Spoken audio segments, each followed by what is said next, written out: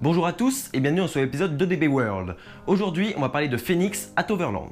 Comme d'hab, si vous appréciez le contenu de ma chaîne, je vous invite à vous abonner. Allez, c'est parti.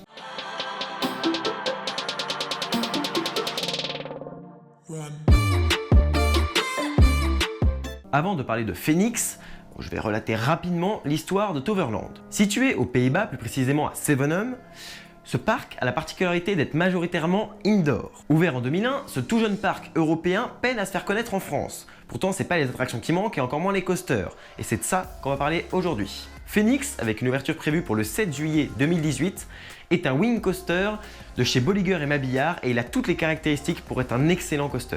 Pour une hauteur de 40 mètres, une vitesse de pointe de 95 km/h, 3 inversions, ce coaster a une longueur de 800 mètres. Pour le rendement, c'est un peu en deçà de mes espérances, avec 1000 personnes par heure, c'est quand même convenable, car il a que 2 trains de 24 personnes chacun. Ce qui démarque ce coaster réside dans la théma. D'après les concept art, on peut s'attendre à du très lourd. Mais pas seulement.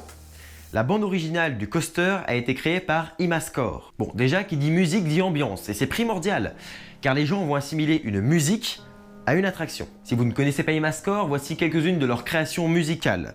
Donc nous avons Wickerman, Star Trek, Taron, Helix, Karnan, Pulsar, Tikiwaka, Blue Fire, enfin bref, je vais m'arrêter là, il y en a vraiment énormément.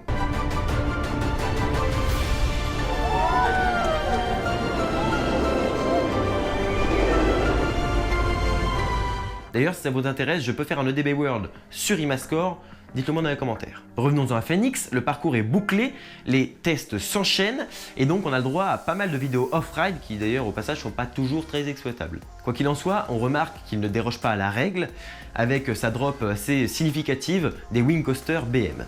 Deux figures de ce parcours m'intriguent. La première, c'est la bosse juste après la drop. Alors, on peut s'attendre à un airtime, même si bon, il faut être dedans pour juger. Mais vu le profil, on ne s'attendra pas non plus à un éjector. Un éjector, pour ceux qui ne savent pas, c'est quand l'airtime est tellement puissant qu'on se fait vraiment éjecter du train.